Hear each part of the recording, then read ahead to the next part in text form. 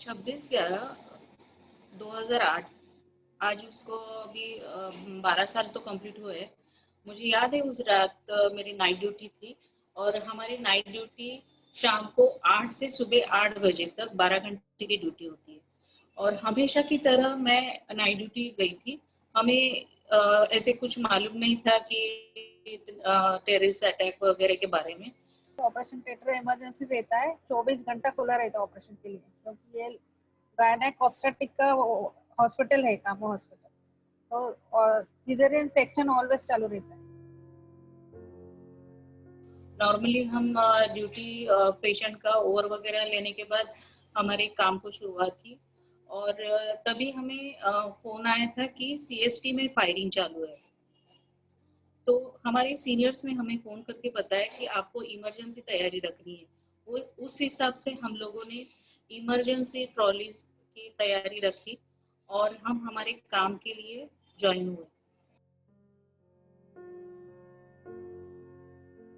क्योंकि एक ऑब्स्टेट्रिक का हॉस्पिटल है, इसके लिए कभी भी 24 घंटा में कभी भी सर्जरी आ सकते हैं, caesarean section, that is an emergency. तो उस वक्त हम उसी की तैयारी कर रहे थे। हमारी मौसी झाड़ू मार रही थी। 9:45 के आसपास हमको एक डॉक्टर ने आके बताया, उस दिन क्रिकेट का मैच था और दिवाली भी थी, साथ दिवाली हो चुकी थी, इसके लिए फटाकड़े बज रहे थे। तो हमको लगा कि फटाकों की बहुत आवाज आ रही थी। हमको लगा दिवाली है, क्रिकेट कोई जीत गया रहेगा, इसकी आवाज आ रही है। तो मेरी सर्वेंट थी मेरे साथ में, वो मेरे को बताने को आई कि सिस्टर बहुत लोग आ गए गेट के अंदर से। जब वो मॉब देखा मैंने जाके विंडो में से, तो हम लोग थोड़ा डर गए, क्या हो गया। उतने वो हम लोग देखते हैं तो एक फोन आ गया हमारे ऑपरेटर का, हॉस्पिटल के ऑपरेटर का, कि सब लोग ब्लैकआउट कर दो, पूरा लाइट ऑफ करके सब दरवाजा खिड़की सब बंद कर लो, क्योंकि इसका टेररिस्ट का अटैक हो गया है।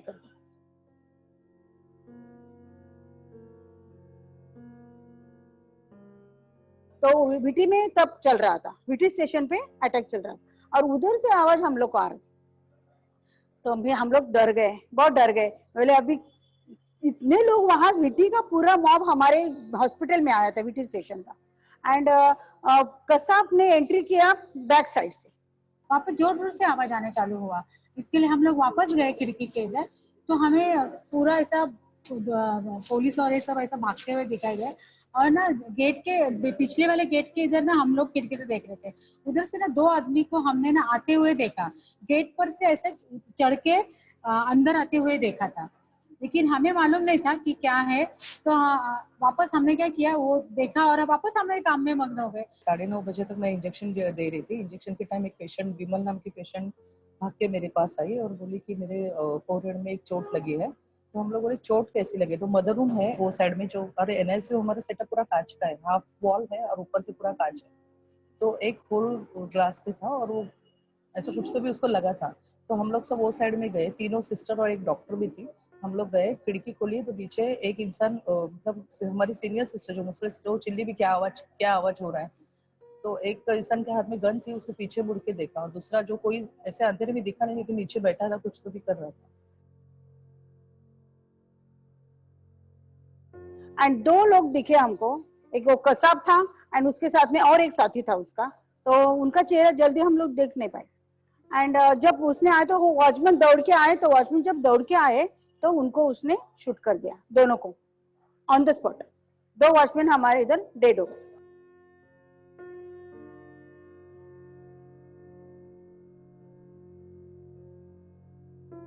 उसके बाद ये सब देखा हम लोग ने। एंड फिर वो बिल्डिंग, सामने वाली बिल्डिंग, मेन बिल्डिंग 6 माले की, उधर वो चला गया।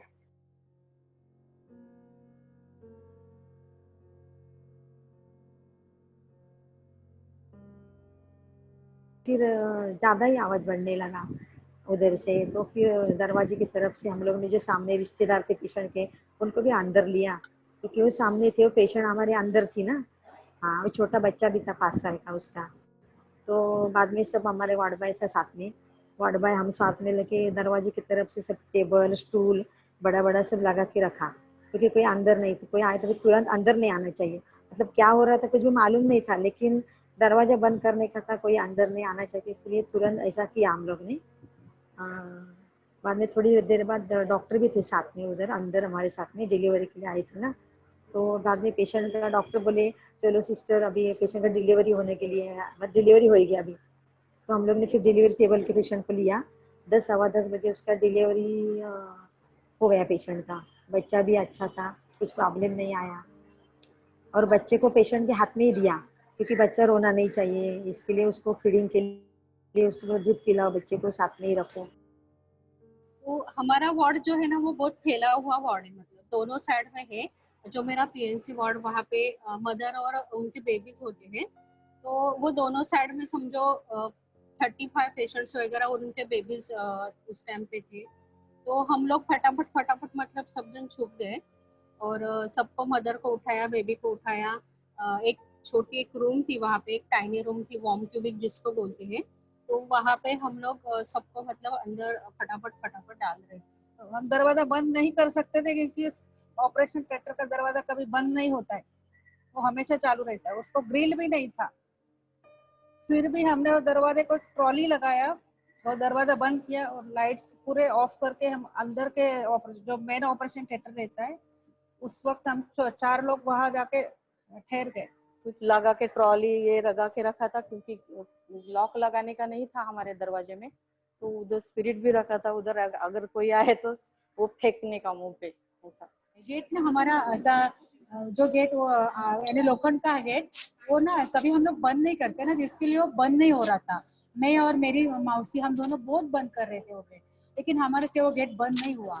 तो हम लोगों ने वो पूरा गेट बंद करते करते आधा बंद हुआ, तो उधर सामने एक ऐसा आदमी दिखाई दिया, उसका स्टैग था, उसके हाथ में एक पिस्तौल था। हमें मालूम नहीं वो क्या था, उसका नाम भी तब कुछ मालूम नहीं था, लेकिन वो देखा हम लोगों ने। वो सामने के वार्ड में भी गया था, हमारे हमारे 2 वार्ड है, यहाँ एक वार्ड था सर्जिकल है, वहाँ से 2 A और B, तो 2 वार्ड है। वो सामने गया, लेकिन हमें मालूम नहीं, और हम अंधेरे थे, अंधेरे में जाने की वजह से उसने हमें नहीं देखा, लेकिन हम लोग देख रहे थे उसे। फिर बाद में उसको देखने के बाद हम ना, पानी की टंकी ऐसे दरवाजे के साइड में थी, उधर हम लोग छुप गए और वापस बीच में जाके देखा तो उधर कोई नहीं था, सामने गया होता। हम लोग जोर से भाग के अंदर बाथरूम में गए, पेशेंट हम लोग सब अंदर गए। हमारा दरवाजा खुला ही था, पूरा दरवाजा बंद नहीं हुआ था, थोड़ा गैप था दरवाजे में। और हम पूरा पेशेंट के साथ, 2 पेशेंट मेरे था, तब एक ऑपरेशन का पेशेंट था, उसी दिन ऑपरेट हुआ था पेशेंट, एब्डोमेन हिस्टेक्टोमी। और एक पेशेंट थी सेमी कॉन्शियस थी, उसका नाम भी वीना था, वो सेमी कॉन्शियस थी। 2 पेशेंट बेड पे थे, हम दोनों वो पेशेंट के साथ साथ में थे, बाकी के सबको, सगे वाले को हमने बाथरूम में छुपा दिया था। फायरिंग मतलब पुलिस और टेरर्स के बीच में चालू थी, और वो लोग ग्रेनेड भी फेंक रहे थे। और ग्रेनेड उन लोग ने 4 ग्रेनेड फेंके बिल्डिंग में। तो वो उसकी वजह से बिल्डिंग पूरी शेक हो रही थी।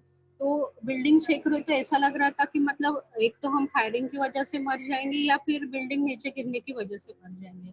हमारे मतलब मतलब कुछ ये हम लोग को भरोसा नहीं था कि हम आज बचेंगे कि नहीं बचेंगे करके। कुछ देर बाद मेरी एक पेशेंट है जो सीवियर हाइपरटेंशन की पेशेंट थी, उसे लेबर पेन शुरू हो गए। तो मैंने डॉक्टर को इन्फॉर्म किया और उन्हें बताया कि जो पेशेंट है सीवियर हाइपरटेंशन की, उसको लेबर पेन शुरू हो गए, तो आप नीचे आइए देखने के लिए। लेकिन उन्होंने मना किया, क्योंकि उस दरमियान फायरिंग चालू थी।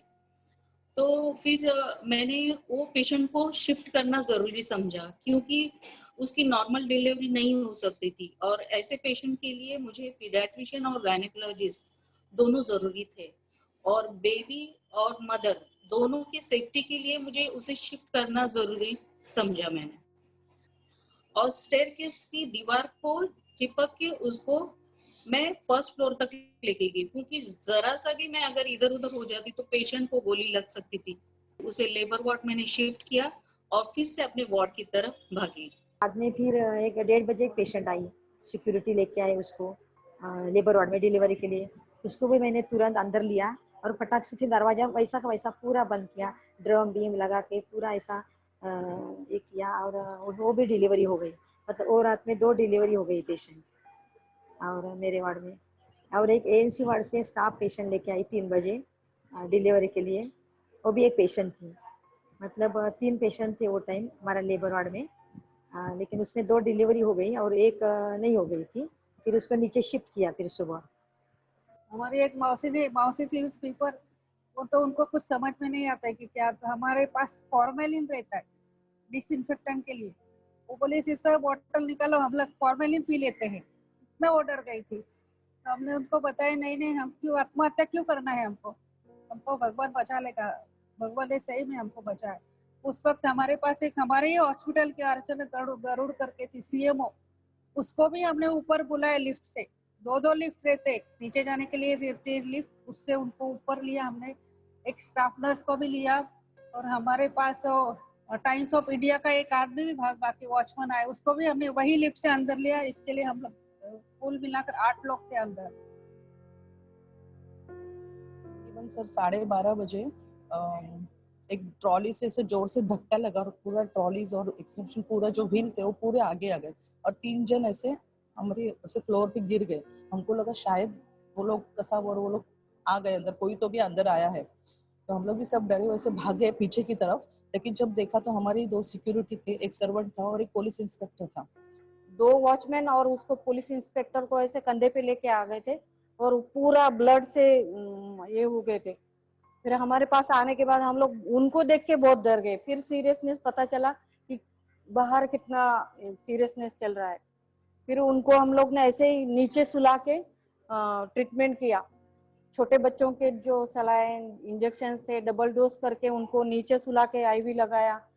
डॉक्टर सुशांत ने वो पुलिस इंस्पेक्टर के फोन से एम्बुलेंस को फोन करके बुला दिया। हर एक वार्ड के दरवाजे को जोर जोर से लात मार मार के उसने दरवाजा खोलना चाहा कसाब ने, तब हमारी कंडीशन क्या होती होगी आप सोचो। एंड लिफ्ट तो नई बनाई थी, तो वो लिफ्ट का पूरा छलनी कर दिया उसने। उसको लिफ्ट से ऊपर जाने का था, लिफ्ट नीचे नहीं आ रही थी, तो जो भी हर एक फ्लोर पे जाके उसने लिफ्ट के दरवाजे को गोली मारा। अभी भी हमारे 6 माले पे वो लिफ्ट का दरवाजा वैसा ही रखा है जो उसने गोली से छलनी किया है। उस टाइम पे स्टार्टिंग में तो हम लोग डर गए थे क्योंकि ऐसे डायरेक्ट टेररिस्ट अटैक ऐसे बोला न्यूज में, उस डॉक्टर ने हमको बताया था। हम लोग स्टार्टिंग में थोड़े डर गए, लेकिन जो पेशेंट थे 7 मदर थी और बाकी पेशेंट को ऐसे लगे कि हम लोग अभी हमारी जिम्मेदारी है कि उनको बचाना है। जैसे एक यूनिफॉर्म रहता है अपना, यूनिफॉर्म की सिर्फ बोलते हैं फिल्मों में कि पुलिस की वर्दी और यूनिफॉर्म जो भी पहनता है उसको दूसरों की जिम्मेदारी होती है सामने वालों की। तो पेशेंट जो माएँ सब सहमी हुई थी, रो रही थी, सिस्टर हमको बचाओ, सिस्टर हमको बचाओ। तो ऐसे मतलब हम लोग को भी ये लगा कि नहीं अभी डर के कुछ होने वाला नहीं है, सबको सपोर्ट मिला। रात भर हमने काम किया सर। बच्चे लोगों को रोते थे तो हम लोग 2-2 घंटे में उनको नली से दूध पिला रहे थे। तो वो रूटीन हम लोग ने चालू रखा क्योंकि वो सीरियस बच्चे थे, आईवी वाले थे और मशीन पे थे कुछ बच्चे। उनको हम लोग फीडिंग दे रहे थे, मगर ऐसे दीवार को लगा के उनके ट्रॉलीज रखे थे। सब बाकी कांच थे ना, गोली आएगी तो लगेगी, इसके लिए झुक झुक के हम लोग जाके उनको दूध पिलाते थे रात भर।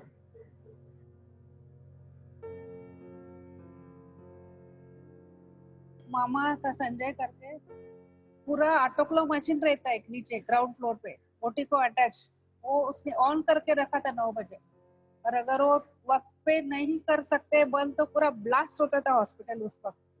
लेकिन वो लड़के को मैंने बताया कि मत जाओ, तुम्हारा जान खतरे में मत डालो, लेकिन वो बच्चे ने सुना नहीं। और वो इतना गर्म हुआ था, वो मशीन लगभग ब्लास्ट होने के आसपास आया था। वो लड़के ने अपने जान पे खेल के वो मशीन को बचाया और बटन बंद किया। कसाब और वो दोनों जन सब टेरेस में जितने भी लोग थे उनको लेके वो टेरेस पे गए थे और उनके मोबाइल वो सब निकाल के लेके उसने एक टेबल पे ऐसे रखा था। और उधर से फिर पुलिस आ गई। फिर पुलिस से और उनसे 6 माले से टेरेस के ऐसा फायरिंग होता रहा बहुत देर तक। एक भी पुलिस पहली ग्रुप में आए थे वो एक भी नहीं बचे।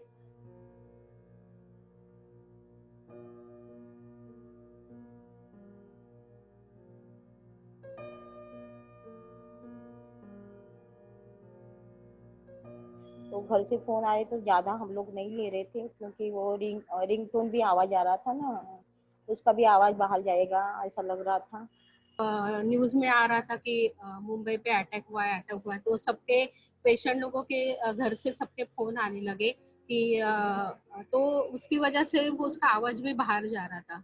तो मैंने फटाफट सबके मोबाइल ले लिए और मोबाइल को साइलेंट कर दिया और साइलेंट किया, लेकिन उनको बोला कि आप घर वालों से बात कर लो धीमी आवाज में, क्योंकि मतलब ऐसा टाइम था कि अब हमारे बचने के चांसेस 0 थे।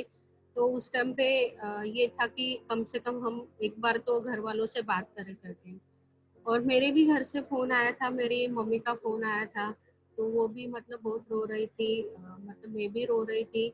लेकिन फिर भी हमारे दिमाग में बैक ऑफ द माइंड ये था कि कुछ भी हो हमें पेशेंट लोगों को सेव करना है। मदर्स बहुत रो रहे थे सब, ये हम लोग को बाहर जाना है, हमारे आदमी लोग बाहर है। मैं बोली सब सब लोगों को अंदर बिठा दिया है, बंद करके रूम में रखा है, आप चिंता मत करो। सुबह देख पाएंगे नहीं इसकी कोई गारंटी नहीं थी, लेकिन एक जुनून था वो यूनिफॉर्म का कि ये समय जो है वो अपना है और इस समय में हमें जो भी करना है अपने से जितना बन पड़ता है उतना करना है। और एक ये जुनून के कारण ही मैं इतना सब कुछ कर बैठी। मैं तो डरी हुई थी, लेकिन अगर मैं अपना डर अगर पेशेंट को दिखाती तो पेशेंट भी अपना पूरा वो तो डर जाते ही।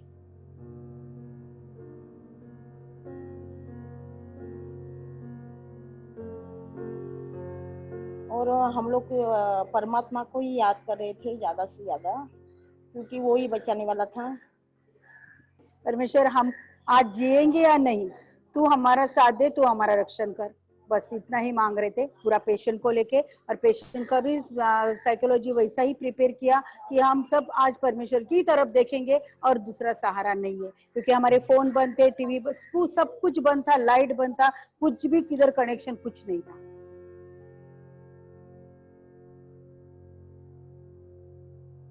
गार्ड थे और वो पुलिस। बाद में 2-2:30 बजे के बाद वो लोग आए हमको बताने कि अभी वो टेररिस्ट इधर नहीं है, हॉस्पिटल में वो गए हैं, अभी तुम लोग सेफ हो। मुंबई में कर्फ्यू लग चुका था, तो उसके लिए उन लोग ने बोला कि अभी भी मतलब खतरा टला नहीं है, अभी भी मतलब उन्होंने बताया कि ये टेररिस्ट अटैक था।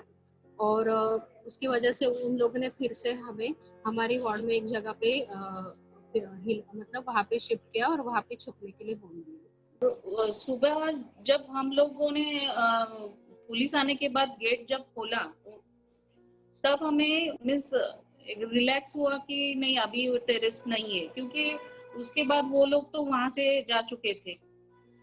तो लेकिन वो हमें मालूम नहीं था, एक डर था, सभी को ऐसे लग रहा था कि कहीं तो वो छुपे हुए हैं, ऐसा एक डरावना माहौल था।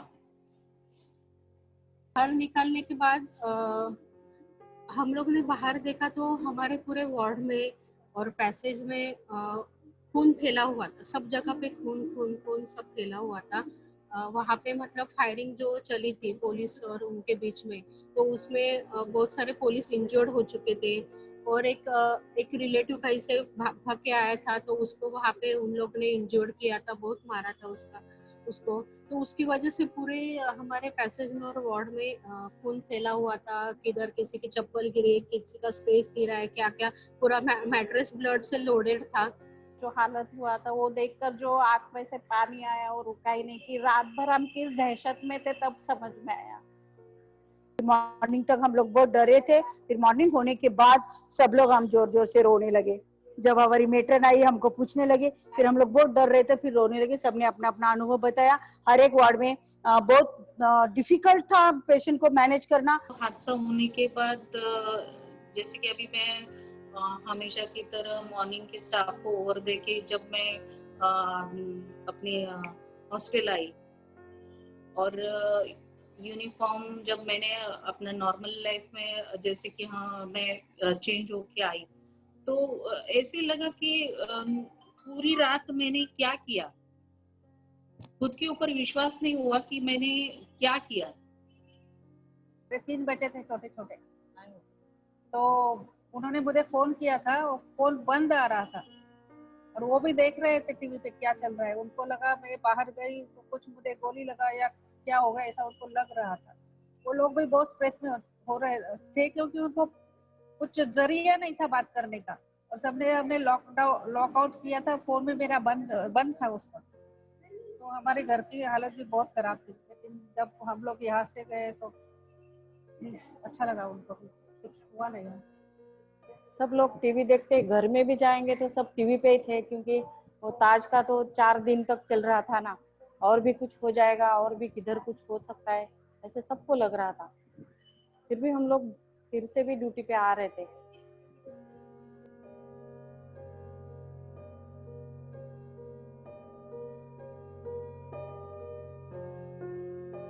ड्यूटी पे आने को हमको डर ही लग रहा था, लेकिन हमारे मैनेजमेंट में हमारे लिए मैनेज किया, कोई एक्टिविटीज ऐसा मैनेज किया कि जैसा हम भूल जाए, कोई कोई ट्रेनिंग को भेज दिया, हम साथ में रखा हम लोग को, और एक ही ड्यूटी दे दिया, नाइट ड्यूटी। बहुत दिन हमको 6 महीना नाइट ड्यूटी नहीं दिया किसी को, एंड मॉर्निंग की ड्यूटी पे रखा, हमारा डर जाने का। लेकिन एक वो जो रात थी उसे भूल नहीं पाए। और मुझे याद है कि 1 साल मैं ठीक से सो नहीं पाई, क्योंकि जरा भी कहीं आवाज होती थी तो ऐसे एकदम से डर सा लगता था। वो टाइम पे हमारी मेट्रन ने हमें काफी कोऑपरेशन दिया है। उन्होंने हमें एक ही मॉर्निंग शिफ्ट में ही रखते थे, क्योंकि हमारी शिफ्ट ड्यूटीज होती है मॉर्निंग, इवनिंग और नाइट। लेकिन उन्होंने हमें इतना कंसेशन दिया कि उन्होंने मॉर्निंग में हमें रखते थे, और ऐसे कुछ रिस्की पेशेंट्स के पास हम लोगों को ज्यादा ये नहीं करते थे। सभी को ऐसे हिदायतें दी थी कि आपको इनके ऊपर ध्यान रखना है और इनको एडजस्ट करना है करके, क्योंकि साइकोलॉजिकली हम लोग इतने डिस्टर्ब थे कि हमें वो जो रात का वो जो अटैक है वो हम लोग अभी तक भूल नहीं पाए। अभी भी याद आता है तो ऐसे लगता है हमने काफी बुरा सपना देखा होगा उसमें। वो तो दिमाग से नहीं जा रहा था। अभी भी कुछ भी गिर जाएगा तो भी हम लोग को ऐसा लगता है कि वो ग्रेनेड का या गोली का आवाज है, ऐसा आभास होता है। जट से हम लोग पीछे मुड़ के देखते हैं क्या गिरा है। और वो हमारे बैकअप का माइंड बहुत दिनों तक चलता रहा। उसके लिए फिर हम लोग को जो बोलते ना मेडिटेशन करना, फिर जो लाफ्टर थेरेपी होती है, या थोड़ा एक दूसरे से बातें करके खुद को काउंसिल करना, ऐसा सब चल रहा था। 5-6 महीने के बाद हम लोग थोड़ा नॉर्मल हो चुके थे। जब भी ऐसा 26-11 आ जाते हैं तो हमेशा हम लोगों को बुलाते, कोई तो रिपोर्टर आता है तो हम लोग सब लोग 14-15 जन आते हैं, इकट्ठे आते हैं। तभी वो ज्यादा नहीं याद करते, क्योंकि याद करने के बाद वो ज्यादा फिर से वही माइंड में आ जाते हैं।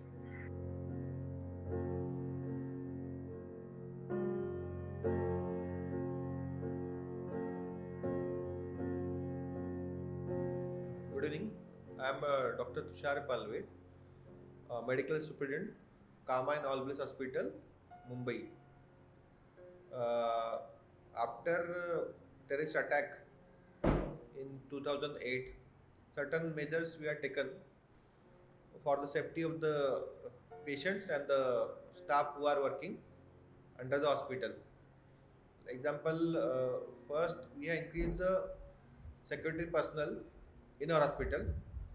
Previously there was 3 to 4 shipais were working. Now approximately 45 commandos are working. सबको डिजास्टर का ट्रेनिंग दिया था। बाद में हमारे ग्रिल विल सब अच्छे नहीं थे ना पूरा, तो बाद में वो सब रिपेयर किया। बाद में बहुत चेंजेस आ गए अस्पताल में, हॉस्पिटल में, कामा में। और आज की डेट में हम लोग को डर क्यों नहीं लगेगा, क्योंकि बहुत हमारे इधर अभी सिक्योरिटी ज्यादा है। क्योंकि एक भी आवाज देंगे ना, सिक्योरिटी बहुत है, वो तो एंट्री नहीं कर सकेगा, इतना सिक्योरिटी रखा है। और पूरा सीसी कैमरास लगे हुए हैं, तो किधर से भी वो देख सकते। वो टाइम कुछ भी नहीं था ये।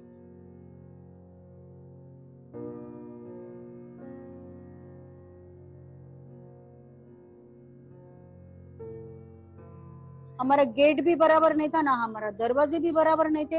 अभी हमारे दरवाजे भी अच्छे हैं, अच्छे ग्रिल्स लगाए हैं, सबको कड़ी अच्छा लगवाया है।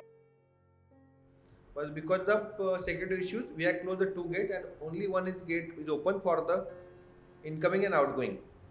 And the timings which are related to the visiting hours, we have taken strict measure, allow only 1 or maximum 2 relatives with the patients. At the entrance and the entrance of the building, we have put approximately 45 CCTV cameras. 2 cameras at the entrance of the gate, 2 cameras near the entrance of the main building, and 2 cameras in each entrance ward. And that is 24 hours monitored by the casualty medical officer and RMO.